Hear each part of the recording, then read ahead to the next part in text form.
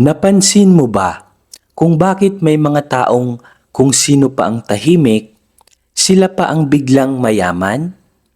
Habang ang iba, halos i-post na ang buong buhay nila sa social media pero nananatili pa ring baon sa utang.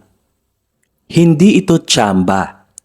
Ang totoo, may mga universal na batas ng enerhiya at psikolohiya na gumagana sa likod ng mga ito. Kapag masyado mong ipinagsasabi ang takbo ng buhay mo, unti-unti mong nauubos ang lakas ng iyong mga pangarap. Sa video na ito, ibabahagi ko sa iyo ang 8 bagay na dapat mong ilihim para tumawag ng tunay na yaman at tagumpay sa iyong buhay. Kung handa ka ng umasenso ng tahimik, ngunit sigurado, i-like mo ang video na ito at huwag kalimutang mag-subscribe para lagi kang updated sa mga bago kong videos. At i-type mo ito sa comment section, handa na akong yumaman, para ma-activate mo ang enerhiya ng Law of Attraction. At narito ang 8 bagay na dapat mong ilihim para tumawag ito ng yaman at tagumpay sa buhay mo. Number 1. Ang iyong susunod na malaking hakbang. Huwag mong i-announce ang negosyong balak mong simulan, ang mga investment na papasukin mo, o ang bagong trabaho na ina-applyan mo hanggat hindi pa ito tapos o selyado. Ayon sa psychology, kapag ikinuwento mo ang mga plano mo sa iba, ang utak mo ay nakakaramdam ng fake satisfaction o peking tagumpay. Akala ng utak mo ay nagawa mo na ito, kaya nawawalan ka ng drive at motivation na totoong isakatuparan ito. Kumilos ka sa dilim at hayaan mong ang tagumpay mo ang gumawa ng ingay. Number 2. Ang eksaktong halaga ng iyong kita at ipon. Kahit gaano kalaki o kaliit ang laman ng bangko mo o ng iyong pitaka, panatilihin itong pribado. Bakit? Dahil nagbabago ang trato ng tao, depende sa alam nila tungkol sa buhay mo, especially sa perang meron ka. Kapag nalaman nilang marami kang pera, pwede kang abusuhin, laging utangan o kaibiganin ka na lang dahil sa pakinabang mo. Kapag nalaman naman nilang maliit ang pera mo, baka maliitin o kawawain ka naman. Ang pera ay enerhiya. Panatilihin itong protektado sa mata ng iba. Number 3. Ang iyong mga diskarte at formula sa pera. May mga kanya-kanya tayong diskarte, ritual o sikreto sa negosyo at pananalapi. Kung paano mo pinapaikot ang pera mo, panatilihin mo muna sa sarili mo. Hindi lahat ng tao ay may parehong mindset sa iyo. Ang diskarteng gumagana sa iyo ay baka hindi gumagana sa kanila. O kaya naman ay kopyahin ito ng walang sapat na pag-unawa at sa huli, ikaw pa ang sisihin kapag sila ay nabigo. Number 4. Ang iyong mga kahinaan at financial mistakes. Lahat tayo ay nagkakamali, ngunit hindi mo kailangang ipangalandakan kung saan ka nagigipit o kung anong maling investment ang pinasukan mo noon. Ang mundo ay puno ng mga mapagsamantalang tao. Kapag alam nila ang kahinaan mo, pwedeng-pwede nila itong gamitin para maunahan ka, makuha ang kliyente mo, o pabagsakin ka sa laban ng buhay. Number 5. Ang iyong mga dambuhalang pangarap o big vision. Kung may mga pangarap kang maging milyonaryo or bilyonaryo, magkaroon ng malaking ari-arian o mag-travel sa buong mundo, huwag mo itong ibabahagi sa mga taong may scarcity mindset o makitid ang pag-iisip. Ang maririnig mo sa kanila ay, "Imposible yan. Huwag ka nang mangarap ng mataas para hindi ka masaktan." Yan ang mga negatibong komento na maririnig mo sa kanila. Ang mga negative comment na ito ay parang lason na unti-unting papatay sa paniniwala mo sa iyong sarili. Ibahagi mo lang ang pangarap mo sa universe at sa Panginoon at sa mga taong kapareho mong frequency or enerhiya. Number 6, ang iyong mga lihim na pagtulong o acts of generosity. Kapag nagbibigay ka o tumutulong sa nangangailangan, gawin mo ito ng tahimik. Huwag mo nang kunan ng video o i-post sa social media para lang makakuha ng papuri. Ang tunay na universal na batas ng kasaganaan ay nagmumula sa bukal at malinis na puso.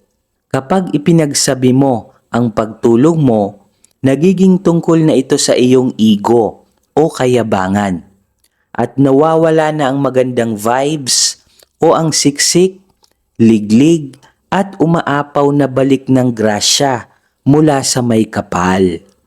Kaya lagi nating ugaliin na be humble.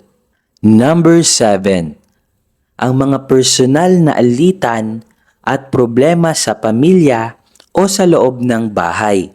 Ang gulo sa pamilya o relasyon ay dapat manatili sa loob ng 4 na sulok ng iyong tahanan. Ang emosyonal na stress at ingay na dulot ng pakikialam ng ibang tao ay mauubos ang iyong focus at lakas. Ang utak mo na dapat sana ay nag-iisip ng mga idea para kumita, mag-invest o umasenso ay nauubos sa negativity. Protektahan mo ang iyong kapayapaan ng isip dahil ang mapayapang isip ay mabilis tumawag ng swerte. Number 8, ang iyong marangyang pamumuhay.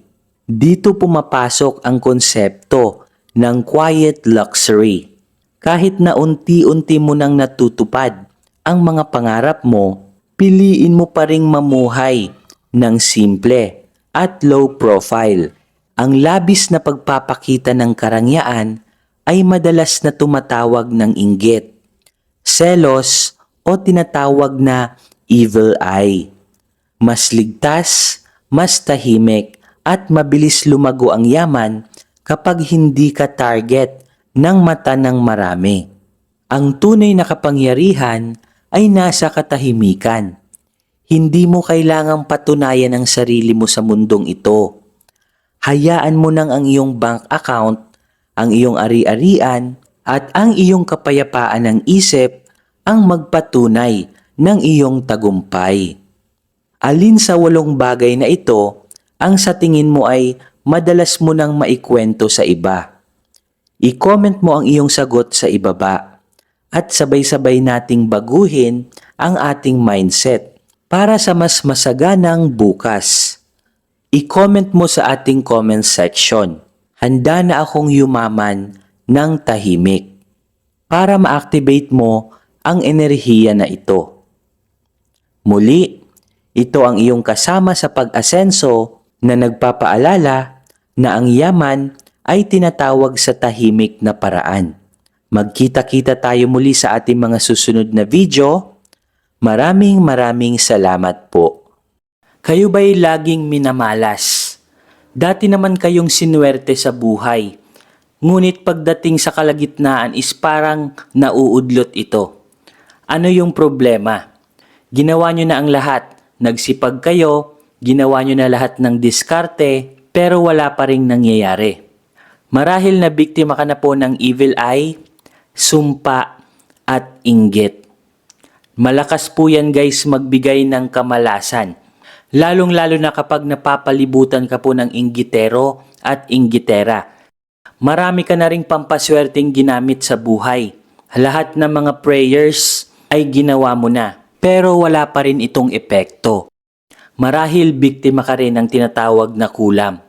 Kaya pong tanggalin lahat yan ng ating very very powerful Revuelta Talisman. So eto po guys yung itsura ng ating Revuelta Talisman. Very very powerful crystals po ito na galing pa po ng Brazil.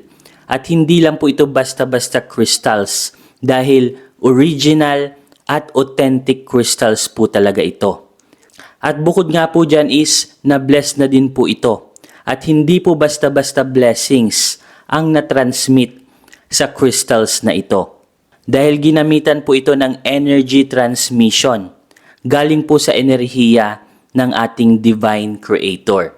Kung saan lahat ng mga negative energy, evil eye, inggit, barang, palipad hangin at kulam ay kayang tanggalin ito.